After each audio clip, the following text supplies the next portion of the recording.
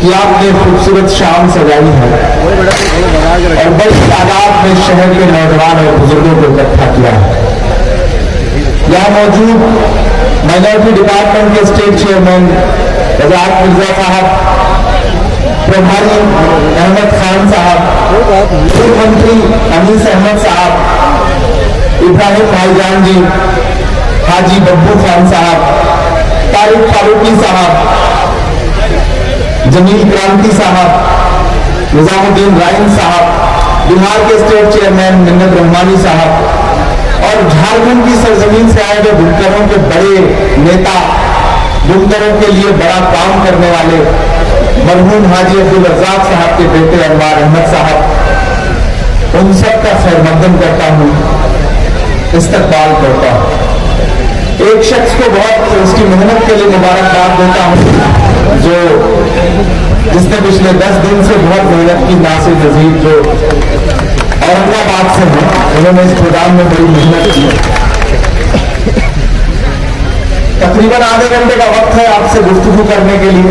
बाहर जो साथी इधर उधर टहल रहे हैं उनसे मेरी गुजारिश है कि वो अंदर आ जाए। मैं थोड़ी देर आपके बीच में संजीदा गुफ्तगू करूंगा और फिर उसके बाद आप अगर कहेंगे तो आपको थोड़ी बहुत शायरी सुनाऊंगा। कभी साहिब ने कहा कि कितनी आसाइशें हंसती रही है वानों में, कितनी आसाइशें हंसती रही है वानों में, कितने दर मेरी कहानी पे सदा बंद रहे, मेरे हाथों में बुनी रेशमी पोशाकें मगर मेरे कपड़ों के मुकद्दर में तो पैबंद रहे। दोस्तों, जब मैं मेंबर ऑफ पार्लियामेंट बन के साल भर पहले देश की सबसे बड़ी पंचायत में पहुंचा, संसद में पहुंचा, तो मेरे जहन में यह था कि मैं जब उस ऐवान में पहुंचूंगा और पूरा मुल्क मुझे सुनेगा, तब मुझे कुछ जरूरी मुद्दे हैं जिन पर बात करनी है, जिन्हें उठाना है। सबसे पहले मेरे जहन में ख्याल था कि जब मैं पार्लियामेंट पहुंचूंगा तो बात करूंगा तो शुरू करूंगा नजीब की मां के आंसुओं का दर्द बयान करूंगा, अलीगढ़ यूनिवर्सिटी के बच्चों का दर्द बयान करूंगा, इलाहाबाद यूनिवर्सिटी के बच्चों की बढ़ी हुई फीस का मुद्दा उठाऊंगा, जामिया के बच्चों की बात करूंगा। लेकिन वहीं कहीं मेरे जहन में यह भी था कि जब मैं खड़ा होऊंगा उस ऐवान में तो मेरी जिम्मेदारी बनेगी कि मैं एक ऐसे समाज की आवाज बन करके उस ऐवान में बोलूं जिसे बुनकर समाज कहा जाता है। और आपको याद होगा कि जब मुझे मौका मिला तो मेरी जो दूसरी स्पीच हुई पार्लियामेंट में वो बुनकर समाज पर थी और मैंने उस ऐवान में खड़े होकर के ये कहा कि एक ऐसा समाज जो इस देश को कृषि के बाद सबसे ज्यादा रोजगार देता है वो बुनकर उद्योग है। उस बुनकर उद्योग को तबाह कर दिया है हुकूमत ने पिछले 9 साल में। वो उद्योग जिसे पावर लूम इंडस्ट्री कहा जाता है, जिसे हैंडलूम इंडस्ट्री कहा जाता है, उसे तबाह कर दिया इस सरकार ने, क्योंकि वो आपकी आर्थिक तौर पर कमर तोड़ने के लगे हुए हैं। कभी तनवीर ने शेर कहा था कि जरा सी बहस को दंगा बनाया जाता है, तमाम शहर को लंगा बनाया जाता है, हमें जलाओ न यारों के वो कपास है, हमें मिलाकर तिरंगा बनाया जाता है। में खड़ा हुआ तो मैंने कहा कि स्पीकर साहब, मैंने देखा है भिवंडी के लोगों का दर्द, मैंने देखा है मालेगांव के लोगों का दर्द, मैंने देखा है इंचल करंगी के लोगों का दर्द, मैंने देखा है मऊ मुबारकपुर बनारस के लोगों का दर्द, मैंने देखा है टांडा का बर्बाद होता हुआ बुनकर उद्योग, मैंने देखा है तिरची गुंटूर से लेकर के रांची से लेकर के भागलपुर से लेकर के हिंदुस्तान के अलग अलग शहरों में जहां ये बुनकर समाज बड़ी तादाद में मौजूद है, उसके उद्योग को किस तरह साजिश करके बर्बाद किया गया। जब यूपीए की हुकूमत थी, यानी कि कांग्रेस की हुकूमत थी, तो आपको 30% कैपिटल सब्सिडी दी जाती थी, लेकिन भाजपा की सरकार आई तो उसने सब्सिडी घटा करके 10% कर दी। पिछले कई महीनों से वो भी मिलना बंद हो गई है।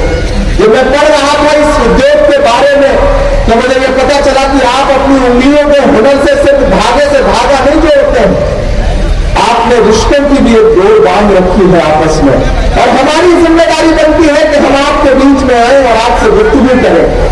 मैं माइनॉरिटी डिपार्टमेंट का माकलेती शोबे का नेशनल चेयरमैन हूं, तो मैंने ये सोचा, मैंने ये प्लान किया कि मैं हिंदुस्तान के हर उस शहर में जाऊंगा जहां बुनकर समाज बड़ी तादाद में रहता है और उसका दर्द सुनूंगा और उसे फिर पलट करके जा करके हुकूमत से लड़ करके आपके लिए आवाज उठाऊंगा। जब हमने ये प्रोग्राम शुरू किया तो पहला प्रोग्राम हमने रांची में किया। अनवर साहब यहां मौजूद है, कई हजार बुनकर समाज के लोग आए और उन्होंने अपना दर्द बयान किया, अपनी बातें की। और फिर आज मैं आपके बीच में खड़ा हूं। कोई खुशबू न कोई फूल न कोई रौनक, उस पर कांटों की जहालत नहीं देखी जाती।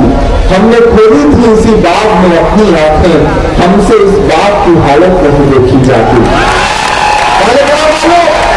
आप मुझे बताओ, शायद जानते हैं, मैं जानता हूं इस भीड़ में तमाम ऐसे नौजवान और बुजुर्ग बैठे होंगे जिन्होंने किसी न किसी लड़के में मेरी नज़में सुनी है और मेरे लिए अपने मुसल्लों में बैठ कर दुआएं दी है। मैं जानता हूं कि जब मैं मदरसे की नज़्म पढ़ता था तब आप मेरे लिए दुआएं करते थे कि अल्लाह इस बच्चे को हिफाजत रखे। मैं जानता हूं कि जब मैं नजीब की मां के आंसुओं पर नज़्म बनाता था तो आप भी मेरे साथ रोते थे। जब मैं फलस्तीन पर नज़्म पढ़ता था तो आप भी मेरे साथ गुनगुनाते थे। जब मैं कश्मीर पर नज़्म पढ़ता था तो मैं जानता हूं कि आप भी मेरे साथ दुआएं करते थे कि इनसे मसलों का कोई हल निकले। लेकिन फिर आपने देखा कि एक दिन मैं सियासत में चला गया, बहुत सारे साथी नाराज भी हुए, बहुत सारे साथी खुश भी हुए। एक शायर बिरादरी का आदमी जो है वो सियासत में चला गया। मैं क्यों चला गया सियासत में? आज यहाँ आने का मकसद ये भी था कि मैं आऊं और आपके बीच में बात करूं, आपसे संवाद करूं, आपसे गुफ्तगू करूं। मुझे याद है कि मैं 2017 में जब पहली बार राहुल गांधी जी से मिला तो 2-3 मुलाकातों के बाद उन्होंने मुझसे बात की। उन्होंने कहा कि इमरान, तुम अक़लियतों के मसले पर नज़में पढ़ते हो, लेकिन कभी सोचा है कि इन मसलों के हल कैसे निकलेंगे, या हमेशा सारी जिंदगी नज़में ही पढ़ते रहोगे? तो मैंने कहा नहीं, मैं चाहता हूं कि हल निकले, लेकिन कैसे निकलेगा आप बताइए, इसीलिए तो मैं आपसे बात करने आया हूं कि हल निकले।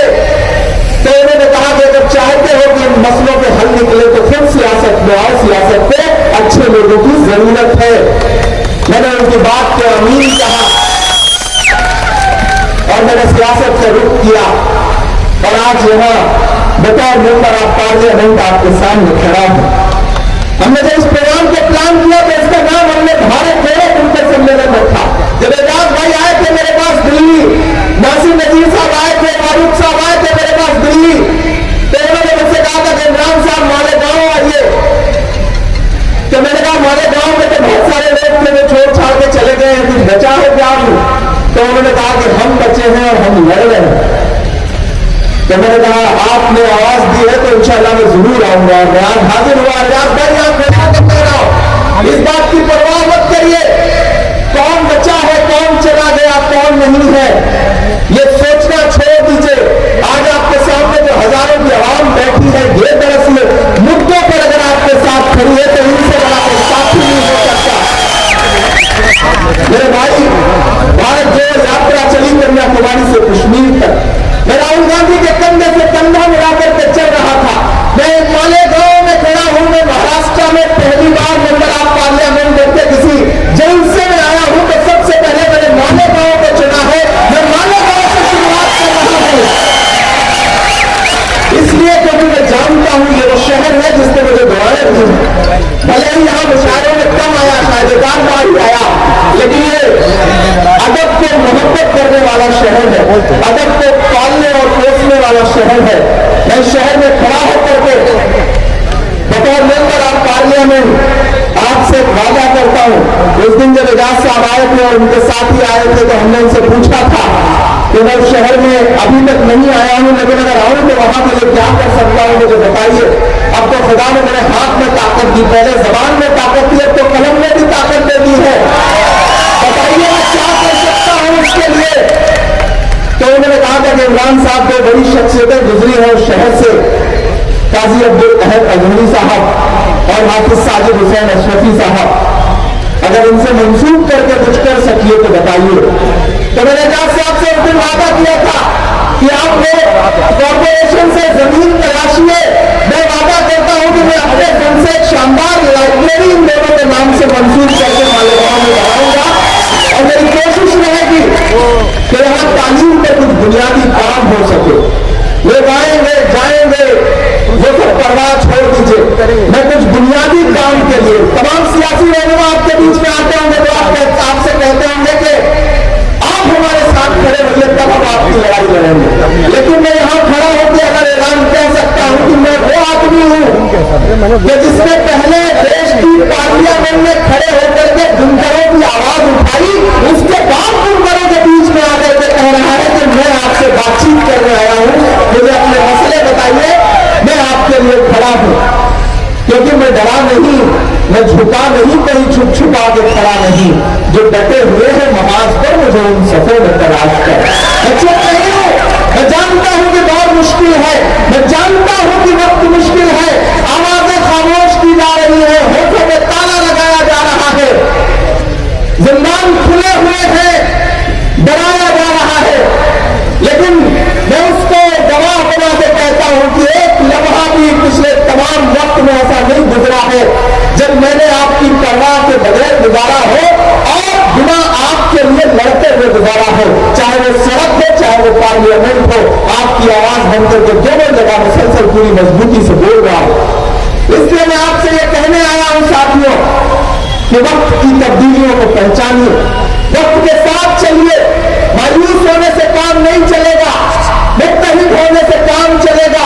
इन दिनों जब मैं कभी सोचता हूँ तो मैं मौलाना आजाद को अक्सर याद करता हूँ और उनका जामा मस्जिद की सीढ़ियों पर दिया गया वो तारीखी भाषण भी याद करता हूँ जब उन्होंने वहां खड़े होकर के ये कहा था कि अजीजों तब्दीलियों के साथ चलो, घबराओ मत, ये मुल्क तुम्हारा है, ये मुल्क हमारा है और इसकी तकदीर के बुनियादी फैसले तुम्हारी आवाज के बिना अधूरे रहेंगे।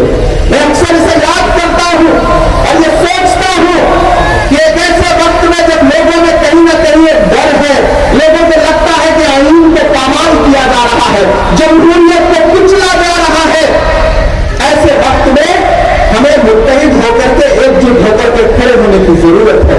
और इसी कोशिश के लिए राहुल गांधी ने कन्याकुमारी से कश्मीर तक भारत जोड़ो यात्रा शुरू की। क्यों शुरू की भारत जोड़ो यात्रा? 4000 किलोमीटर पैदल, 4000 किलोमीटर का मतलब समझते हैं आप? 4000 किलोमीटर पैदल, हर दिन 25 किलोमीटर मुसलसल 4.5-5 महीने में शख्स चलता रहा, लाखों का हुजूम लेकर के।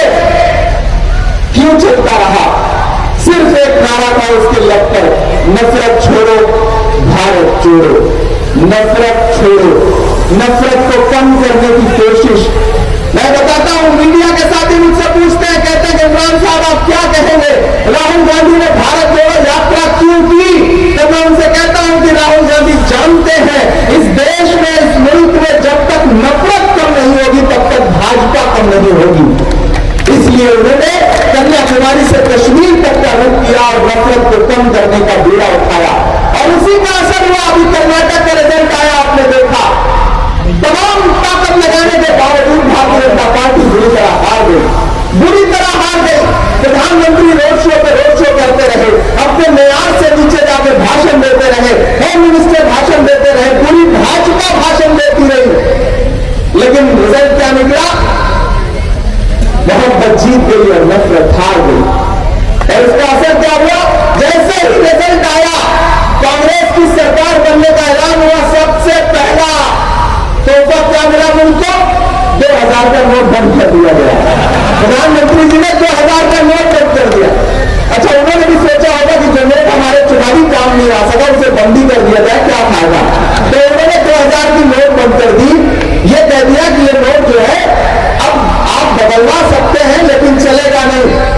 तो इसका मतलब अब नोट की हालत बिल्कुल 2000 के नोट की हालत बिल्कुल अडवाणी की जैसी हो गई है। ये चलन में तो रहेगी लेकिन इसका कोई असर नहीं रहेगा। 2000 की नोट बंद कर दी उन्होंने। उसके बाद इमेज मेकओवर के लिए दुनिया के अलग अलग मुल्कों में भी घूम करके वापस लौटे। मेरे भाई, बेटी बचाओ बेटी पढ़ाओ का नारा देने वाली हुकूमत, बहुत ही महंगाई की मार अब की बार मोदी सरकार का नारा देने वाली हुकूमत। महाराष्ट्र में खड़ा होकर के कह रहा हूं, 3 बड़े सूबे थे जहां जमहूरियत को लूट करके सरकार बनाई गई थी। एक था मध्य प्रदेश, एक था कर्नाटक और एक था महाराष्ट्र। कर्नाटक का रिजल्ट आपके सामने है। आने वाले दिनों में मध्य प्रदेश में इलेक्शन होगा तो वहां का रिजल्ट कर्नाटक से भी शानदार होगा। और जिस दिन महाराष्ट्र में इलेक्शन होगा तो महाराष्ट्र ही नहीं बल्कि पूरा मुल्क देखेगा कि इस महाराष्ट्र में जिन्होंने जमहूरियत को लूट करके महाविकास अघाड़ी की सरकार गिराई है, वो देखेंगे कि उनकी जमानतें जब्त होंगी और उनका कोई पूछने वाला नहीं होगा। जो यहां पे खड़ा होकर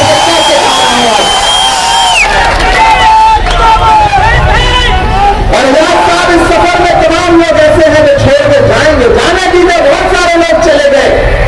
मैंने तो कभी एक शेर कहा था कि कांटे दिल के साथ नहीं चल सकते हैं, बुज़दिल फूल के साथ नहीं चल सकते हैं, कांटे दिल के साथ नहीं चल सकते हैं। ये लड़ाई बहुत बड़ी है। इस बड़ी लड़ाई में वही खड़ा होगा जिसमें हिम्मत होगा। मैं खड़ा हूं संसद में भी और संसद के बाहर सड़क पर भी। मैं हजार किलोमीटर का सफर तय करके हर दिन किसी न किसी शहर में जाकर के लोगों को बेदार कर रहा हूं। मैं कल हैदराबाद में था, उससे पहले रांची में था, उससे पहले कर्नाटक में था, केरल में था, तमिलनाडु में था, बिहार में था, यहां खड़ा हूं। तो आपसे यही कहने आया हूं कि नहीं डरिए मत। मोहब्बत को आखिरकार जीतना है और नफरत को हारना है, इसके अलावा कोई चारा नहीं। बस वक्त की आंख से आंख मिलाइए, बेदार रहिए, वक्त की नब्ज को पकड़ के रखिए, क्योंकि वक्त बहुत बेरहम होता है। मेरी नई नस्लों, वक्त बहुत बेरहम होता है। जिन अंग्रेजों की हुकूमत में कभी सूरज नहीं डूबता था, वो वक्त को नहीं पहचान सके तो आज उनके राजाओं के कपड़े बैंडबाजे वाले पहनते हैं। वक्त बहुत बेरहम होता है, वक्त की नब्ज को पकड़ करके चलना है। और अगर आप इसी तरह चले तो यकीनन आने वाला दिन इस मुल्क की जमहूरियत के लिए अच्छा है। लड़ाई थोड़ी मुश्किल जरूर है। एक नज़्म आपको सुनाता हूँ, आप थोड़ा मूड में आएंगे क्योंकि वक्त बहुत कम बचा है। 20-22 मिनट है, मैं कोशिश करूंगा थोड़ी शायरी भी हो जाए और फिर आपसे गुफ्तगू भी हो जाए। हर भारतवासी की चाहत जीत गई कर्नाटक में, जीत गई कर्नाटक में। जिसको हमने आज से 10-12 साल पहले देखा था, जैसे मिसरे पे मोहब्बतें लुटाता था, दामन भर देता था। मुझे देखना है कि वो जज्बा वो मोहब्बत आज भी शहर पर बाकी है, हमने बाकी है। हर भारत वासी की चाहत जीत गई कर्नाटक में, जीत गई कर्नाटक में। हर भारतवासी की चाहत जीत गई कर्नाटक में, नफरत हारी और मोहब्बत जीत गई। भारतवासी की चाहत जीत गई कर्नाटक में, जीत गई कर्नाटक में। ज्यादा बंद होता और यहां से वहां तक सुनाता हूं आपको। नफरत छोड़ो भारत जोड़ो वाला नारा जीत गया। अब तैयार है ना? जो लोग खड़े हैं हाथ बांध के, जो भी फैसला नहीं कर पा रहे कि किस जलसे में आ गए, मैं उनको भी बताता हूं, उनकी भी शिरकत हो। नफरत छोड़ो भारत जोड़ो वाला नारा जीत गया। लाखों वाले सूट सहित टी-शर्ट हमारा जीत गया।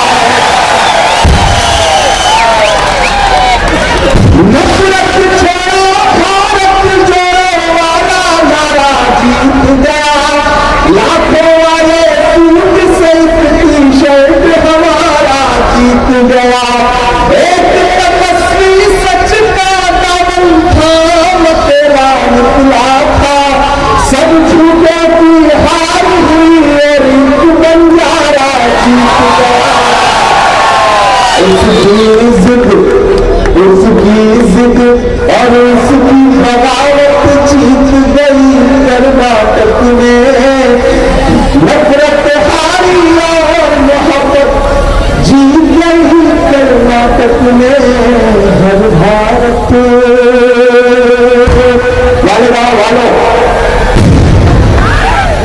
हम लड़ते रहे, हमने सवाल खड़े किए, पार्लियामेंट में खड़े होकर हमने पूछा कि पेट्रोल डीजल इतना महंगा क्यों हुआ। यहां बैठे हैं, मैं आपसे बात कहना चाहता हूं नई नस्लों, आपके बीच में बड़ी जज्बाती बातें तो की जाती हैं, लेकिन बुनियादी मुद्दों पर बुनियादी जगहों पे बातें नहीं की जाती। मैं कोशिश कर रहा हूं कि मैं बुनियादी जगहों पे खड़ा होकर के बुनियादी बातें करूं, जरूरी बातें करूं। मैंने हुकूमत से पूछा कि बताइए वो पेट्रोल और डीजल जो 58 रुपए लीटर था आज वो 100 रुपए के पास कैसे पहुंच गया। मैंने उनसे पूछा कि आटा, चावल, दूध, दही, छाछ, पनीर, लस्सी, हर चीज पर जीएसटी। फिल्मों को टैक्स फ्री करने वाली हुकूमत बताए कि फिल्में तो टैक्स फ्री कर देते हो लेकिन टैक्स कफन पर क्यों लेते हो। कफन से टैक्स वसूलने वाली सरकार के पास फिल्में टैक्स फ्री करने के लिए पैसा है। तब इमरान खड़ा होकर के एक नज बात को और खिलाता है, ये कहां सोया है चौकीदार। बहुत समझदार हो गया। मैंने कोई इशारा नहीं किया, बस मैंने चौकीदार कह दिया और आप समझ गए कि मैं किसके लिए बात कर रहा हूं। सलाम करता हूं आपकी समझदारी को। समझ गए आप मैं कह रहा हूं।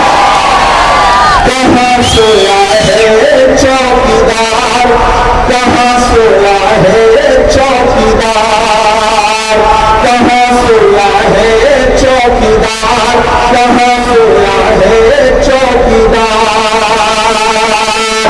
पेट्रोल और डीजल की कीमत रही सेंचुरी पर, कहां सोया है चौकीदार, कहां सोया है चौकीदार। ये चाय बेचने वाला पूरा भारत बेच रहा है। ऐसे काम नहीं चलेगा। उधर से पीछे लोग स्क्रीन पे देख रहे हैं, मुझे उनकी भी बेदारी मिलनी चाहिए, उनका भी जोश, उनका भी जज्बा मुझे दिखाई पड़ना चाहिए। ये चाय बेचने वाला पूरा भारत बेच रहा है, इसी काम में हासिल से महारत बेच रहा है। ये रेल बिक गई, तेल बिक गया, बिका हवाई अड्डा, सब कुछ बिकता देख के खुश है अपने जेपी नड्डा। जनता महंगाई की मारी करती है लाचार, कहां सोया है चौकीदार, कहां सोया है चौकीदार। मालगांव वालों, बस एक बहुत बेहतरीन छोटी आपसे बातचीत, वक्त कम है और आखिर में नज्म जो मेरे दिल में बहुत करीब है उसे सुना करके इस महफिल को जी मदरसा भी सुनाऊंगा, फिलिस्तीन भी सुना दूंगा, सब सुना दूंगा, रामलीला भी सुना दूंगा। मैं जानता हूं कि आप बहुत मोहब्बत वाले लोग हैं और आपको बहुत सारी नज़में याद है। मुझे खुशी इस बात की है कि ये वो शहर है जहां मोहब्बतें लोगों के जहन में हैं। ये डराने की जो साजिशें हैं, ये जो कोशिशें हैं, इससे डरने की जरूरत नहीं है।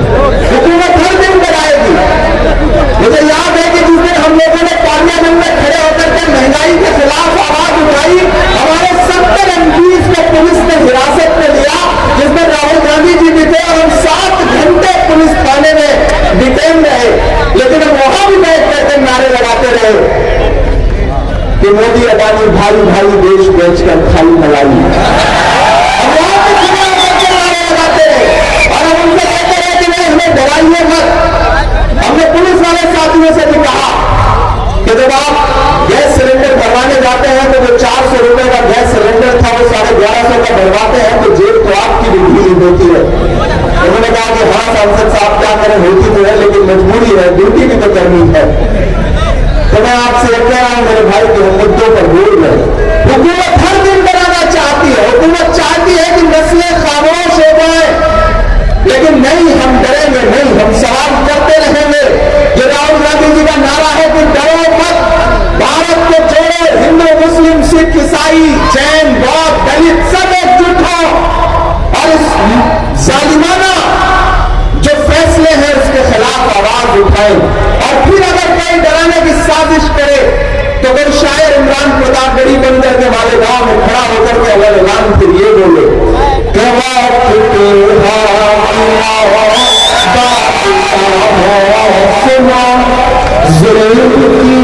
फौज के सरबराह सुनो के सभी खैर का है सुनो, ऐसी आसत के मगरूर शाह सुनो।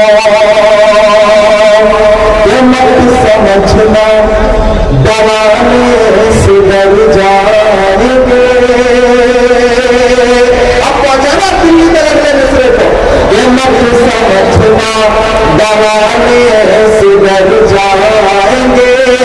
अब के सारी हदों से गुजर जाएंगे। मत समझना डराने से डर जाएंगे। अब के सारी हदों से गुजर जाएंगे। मौत के नाम का खौफ देता है क्यों? मौत के नाम का खौफ देता है क्यों? मौत जिस रोज आएगी मर जाएंगे। डराने से डर जाएंगे कि हमने समझम दिया आगे गंगा दिया। महान बादशाह सिकंदर ने यूनान फतेह किया। यूनान फतेह करने के बाद जब यूनान की सड़कों पर निकला जीत का जश्न मनाने के लिए, तो उसने देखा कि पूरा शहर जश्न मना रहा है, लेकिन सड़क के किनारे एक फकीर नींदी आंखों में सो रहा है, एक लिहाफ ओढ़ करके मैला सा। सिकंदर को गुस्सा आया। सिकंदर अपने घोड़े से उतरा और इस फकीर के पास जाकर उसे जोर से लात मार के कहा कि क्यों रे फकीर, पूरा शहर जश्न मना रहा है, मैंने शहर फतेह कर दिया और तू सो रहा है। तो फकीर ने नींदी आंखों से सिकंदर को देखा और देख करके कहा कि शहर फतेह करना बादशाह का काम है, लेकिन लात मारना तो गधी का काम है। खुदा की कायनात में इंसानों की कमी हो गई है जो इसने बादशाह ने गधे के हाथ में सौंप दिए। मेरे भाई हमारा ऐलान ये कह रहे हैं कि हमने समझम दिया आप गंगा दिया। तुमने भारत को गंगा ही गंगा दिया। हमने समझम दिया आप गंगा दिया। तुमने भारत को गंगा ही गंगा दिया। तुमने इस रंग के ख्वाब देखे मगर अब कसम है कि आज को जाना चाहिए मरना दूसरा है पूरे हिंदुस्तान में कि हमने समझम दिया आगे गंगा दिया। तुमने भारत को गंगा ही गंगा दिया। तुमने इस रंग के ख्वाब देखे मगर हमने हिम्मत का तिरंगा।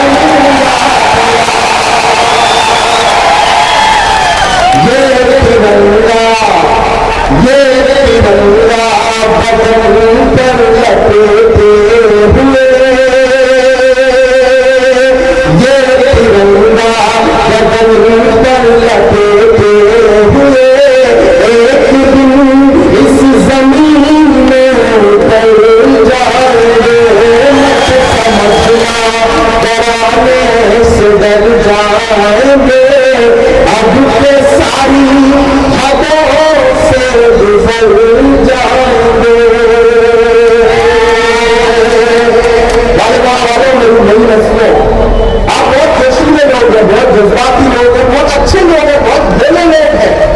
मैं आपसे एक बात कहने आया हूं कि मैं जिस मिशन पे लेकर चल रहा हूं, जो राहुल गांधी जी का नारा है भारत जोड़ने का, मैं उस मिशन पे शहर दर शहर अपनी नींदें कुर्बान करके आपकी मोहब्बतों ने मैंने सब कुछ दिया था, शोहरत मोहब्बत दौलत सब कुछ दिया था, लेकिन मैं सब कुछ एक किनारे रख करके अगर शहर दर शहर जा रहा हूं, आपको बेदार कर रहा हूं, एकजुट करने की कोशिश कर रहा हूं, तो मेरे मकसद को समझिएगा। मेरा मकसद बहुत बड़ा है।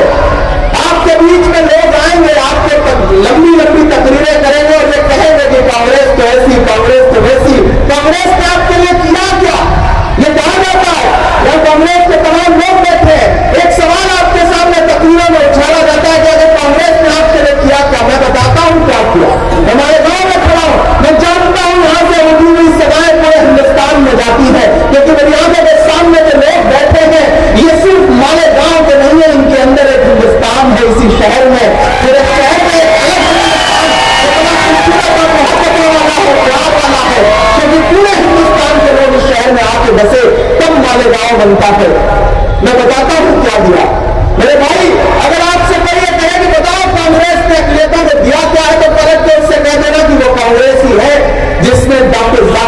को इस देश का राष्ट्रपति बनाया। जो कांग्रेस ही है, एजाज साहब, वो कांग्रेस ही है जिसने फखरुद्दीन अली अहमद साहब को इस देश का राष्ट्रपति बनाया। जो कांग्रेस ही है जिसने ज्ञानी जैन सिंह साहब को इस देश का राष्ट्रपति बनाया। वो कांग्रेस ही है जिसने मौलाना अबुल कलाम आजाद साहब को आगे बढ़ते अपने सीने से लगाया और उन्हें इस देश का पहला शिक्षा मंत्री बनाया। वो कांग्रेस ही है जिसने सैयदा अनवरा तैमूर को असम का मुख्यमंत्री बनाया। वो कांग्रेस ही है जिसने बरकतुल्लाह साहब को राजस्थान का मुख्यमंत्री बनाया। वो कांग्रेस ही है जिसने अब्दुल गफूर साहब को बिहार का मुख्यमंत्री बनाया। वो कांग्रेस ही है जिसने अब्दुल रहमान अंकुले साहब को महाराष्ट्र का मुख्यमंत्री बनाया। वो कांग्रेस ही है जिसने गुलाम नबी आजाद को कश्मीर का मुख्यमंत्री बनाया। वो कांग्रेस ही है जिसने एंटनी साहब को इस देश का रक्षा मंत्री बनाया। वो कांग्रेस ही है जिसने सलमान खुर्शीद साहब को, के रहमान साहब को, डॉक्टर शकील साहब को इस देश का कैबिनेट मंत्री बनाया। और तो और वो कांग्रेस ही है कि एक वक्त जब लोग आपकी परछाइयों से बचने की कोशिश कर रहे थे तो मेरे जैसी एक आवाज को जो अगर ऐलान आपके लिए बोलती है उसे उठाया और इस देश की सबसे बड़ी पंचायत में राज्यसभा में ले जाकर के बिठा दिया और कहा कि बोलो, अपनी आवाज बुलंद करो। वो कांग्रेस ही है जिसने एक दिन बहुत खामोश से रहने वाले डॉक्टर मनमोहन सिंह साहब को इस देश का प्रधानमंत्री बनाया। तो कोई अगर आपसे ये कहे कि क्या दिया है तो गलत के जवाब दे देना। और इतना आपसे गुजारिश करता हूं मेरे भाई कि यह वक्त बहुत मुश्किल है। इस मुश्किल वक्त में बहुत समझदारी से फैसले लेने हैं और आगे बढ़ना है। सोचना यह है कि जो दिल्ली की हुकूमत है वो कैसे बदले, क्योंकि अगर वो नहीं बदलेगी तो आप सूबों में हुकूमत बना भी लोगे तो लूट ली जाएगी। हमारा मिशन वो है, हमारा ख्वाब वो है कि 2024 में लाल किले की दीवार से जो तिरंगा झंडा फहराए उस शख्स का नाम राहुल गांधी हो। मैं इस मिशन को लेकर के निकला हूं। अब चूंकि लाल किले का जिक्र आया है और आखिर में 8 मिनट बचे हैं तो मैं आखिर में लाल किले की मजबूत सुना करके इस महफिल को अंजाम तक पहुंचाता हूं। मैं कभी कभी सोचता हूं ये जो इमारतें हैं, हाँ वो भी सुना देंगे आपसे, हर फरमाइश पूरी की जाएगी।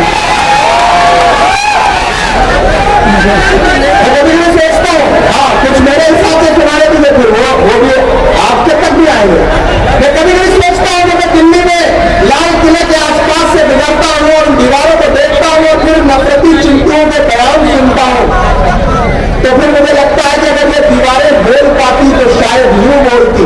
जब मैं कभी कभी सुनता हूं कि कोई एक आवाज उठ के आती है, कहती है कि लाल किले का भी नाम बदल दो, तो मुझे लगता है कि लाल किला अगर बोल पाता तो शायद यूं बोलता, ये लाल किला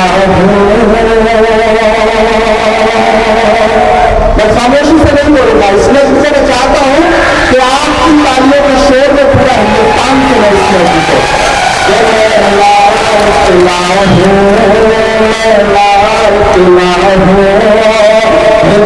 हिंदुस्तान में तुझे कहते मिला हूँ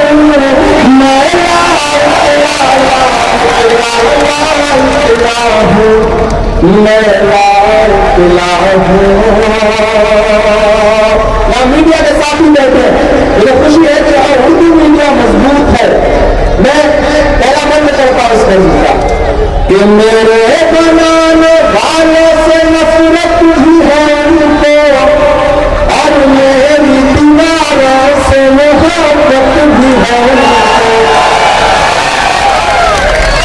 एक टेबल, एक बेबाकी जिसके लिए आप इमरान को पसंद करते हैं, भारत का इमरान खड़ा होकर के बोल रहा है कि मेरे बनाने वाले से नफरत ही है उनको और मेरी दीवारों से मोहब्बत भी है उनको।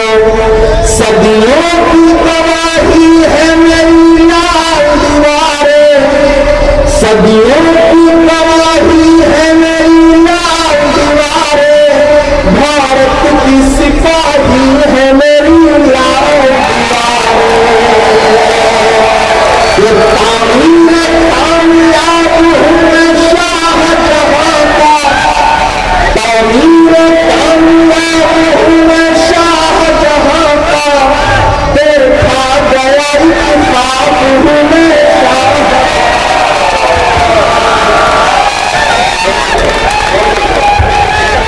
आमीर कामयाब शाहजहां का देखा गया इंसाफ में शाहजहां का। तारीख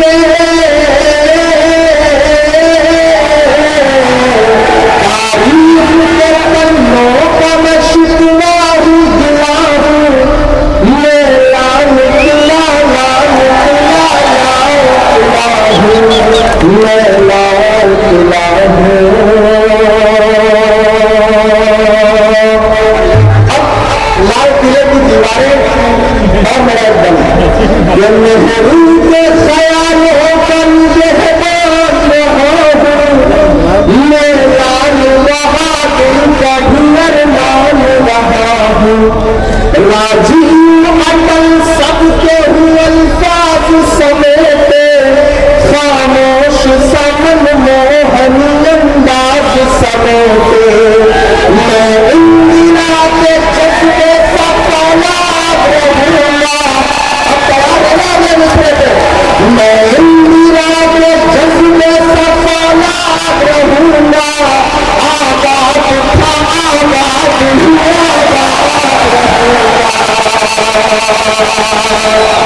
मैं इंदिरा के जज्बे का तालाब रहूंगा। आबाद था आबाद हुआ रहूंगा। मैं हिंद के हर शख्स की चाहत का सिला हूँ, मैं लाल किला लाल किला लाल किला हूँ। और आखिरी गम सुनना इस तरह का और तैयार रहेगा कि भूषण सियासत की मैं तहरीर नहीं हूँ। अगर आपको लगे कि ये सिर्फ इमरान बोल सकता है तो मेरी हिम्मत के लिए मुझे दुआएं देना। मोहब्बत कौन करता है, सियासत कौन करता है, मुझे मालूम है मेरी हिफाजत कौन करता है। हमने सभी ने लाज रखी है जिंदगी की यहाँ वरना सभी टुकड़ों में पलते हैं, बगावत कौन करता है। सियासत की मैं तहरीर नहीं हूँ, सुन ले हुकूमत मेरी जागीर नहीं है। नफरत के समंदर में मैं खो ही नहीं सकता। ये जो बनाने की कोशिशें कर रहे हैं उनके नाम है किसे सुनिएगा। नफरत के समंदर में मैं खो ही नहीं सकता, मैं एक किसी रंग का हो ही नहीं सकता। वाले गाँव वालों पीछे तक जहां तक कभी सवाएं बात नहीं है। नफरत के समंदर में मैं खो ही नहीं सकता, मैं एक किसी रंग का हो ही नहीं सकता। अंदाज मेरा मस्त मलंगा ही रहेगा। काफी अभी काम मिले मुझे माले गाँव में तो अंदाज मेरा मस्त मलंगा ही रहेगा। गुंबद के सभा मेरे तिरंगा ही रहेगा।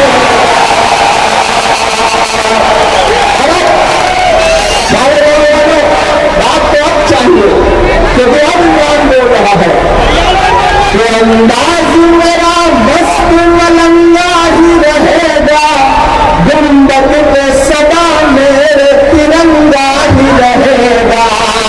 वो फूल मुझे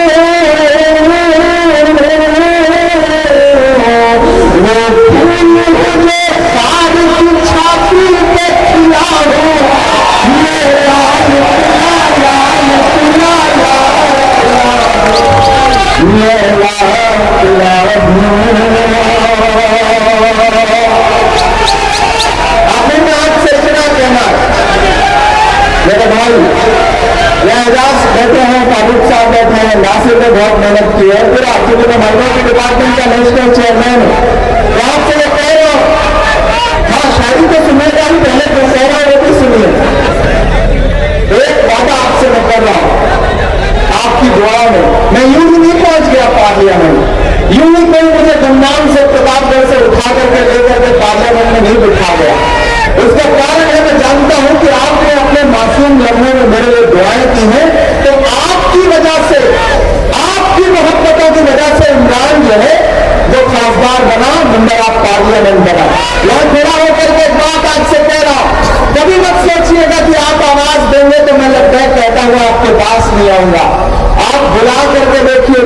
मुद्दों को जब लड़ने की बात आएगी तो जरूरत पड़ेगी तो यहां की हुकूमत से भी लड़ूंगा, दिल्ली की भी हुकूमत से लड़ूंगा और अपनों से भी लड़ूंगा। सियासत मेरा पेशा नहीं है, सियासत मेरी मजबूरी नहीं है, सियासत जरूरी थी इसलिए सियासत में हूं। जिस दिन मुझे लगेगा कि सियासत ने मेरे कदमों में बेड़ियां डाल दी है, उस दिन सियासत छोड़ दूंगा और जो शायरी करता था वो शायरी करता रहूंगा। लेकिन आपसे वादा कर रहा हूं क्योंकि वक्त की नजाकत है, वक्त की जरूरत है, वक्त की मांग है, इसलिए वहां खड़ा हूं। और मेरे तमाम साथी इस बात के गवाह हैं कि मैं आपके लिए कल भी लड़ रहा था जब मेरे जबान में और मेरे कलम में ताकत थी। आज स्टैंड भी मिल गया है, मुहर भी मिल गई है, तो उसके जरिए भी लड़ रहा हूं। मालेगांव वालों, हमें ताकत दीजिए, उस राहुल गांधी को ताकत दीजिए जो आरएसएस की विचारधारा के खिलाफ पूरे मुल्क में अकेला नेता है जो लड़ रहा है। और उसके कंधे से कंधा मिलाकर के खड़ा होकर के मैं उसे देख रहा हूं, उसके कदम से कदम मिलाकर चल रहा हूं। अगर इस मुल्क में नफरतें कम होंगी तो फायदा किसका है? आपको ये बात समझने की जरूरत है, ये बात आपको समझाने के लिए आया हूं, वो तय करिए। और अगर कोई शिकवा भी है, कोई गिला भी है तो कांग्रेस आपका पुराना घर है। अगर पुराना घर छोड़ करके आप निकले और कहीं गए कुछ बेहतर की तलाश में तो मिला तो कुछ बेहतर नहीं है, ये सच्चाई, तो फिर पलट आओ। आपके जख्मों पर मरहम लगाने के लिए आपका भाई, आपका बेटा है। और नहीं, जिस दिन मुतमईन मत होना उस दिन मेरा गिरबान पकड़ लेना और कहना कि इमरान तुमने कहा था, तुम्हारे कहने पे हम वापस लौटे थे। तो मैं आपसे वादा करता हूं कि आपको मायूस नहीं करूंगा। उठा के देख लेना, जितनी मेरी छोटी सी जिंदगी है, जिंदगी में मैंने कभी पीठ दिखाना नहीं सीखा है। मैं लड़ता रहा हूं अपनी पूरी ताकत के साथ, अपनी पूरी मोहब्बत के साथ। आप पर जब भी कहीं सवाल खड़ा हुआ है मैं बोलता रहा हूं।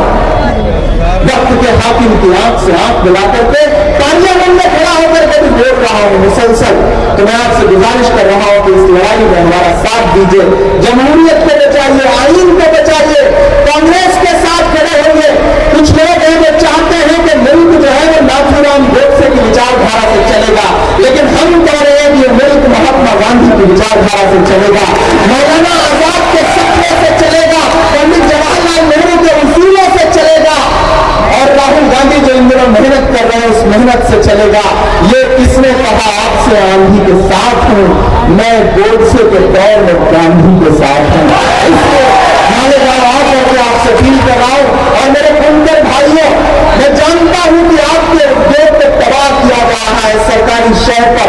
मैं यहां के बाद अभी भिवंडी जाऊंगा, बहसलगंज भी जाऊंगा, मैं बनारस भी जाऊंगा, मऊ भी जाऊंगा, मुबारकपुर भी जाऊंगा, भागलपुर भी जाऊंगा, रांची हो गया चुका, मैं गुंटूर भी जाऊंगा, मैं कोची भी जाऊंगा, मैं हिंदुस्तान के हर शहर में जाऊंगा, मैं मवाना में भी जाकर के बुनकरों से बातचीत करूंगा, उनका दर्द साझा करूंगा।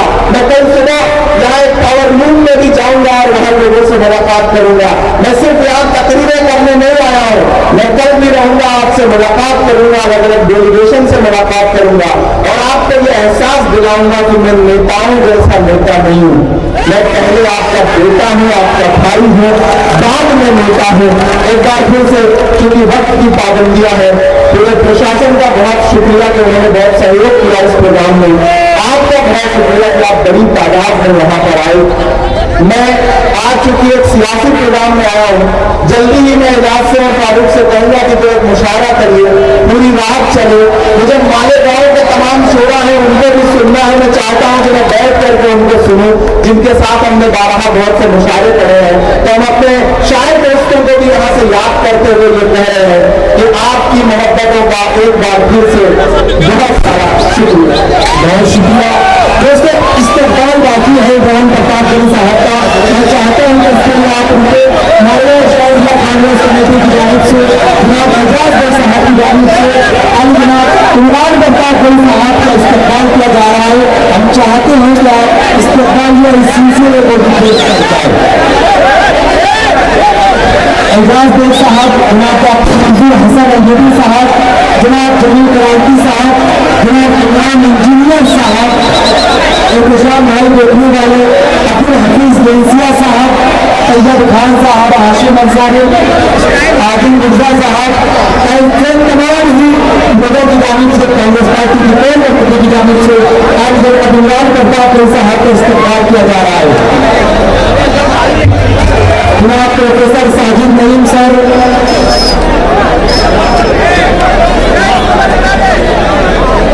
मंडल अध्यक्ष अब्दुल खान साहब भी जो है इमरान करतापुर साहब का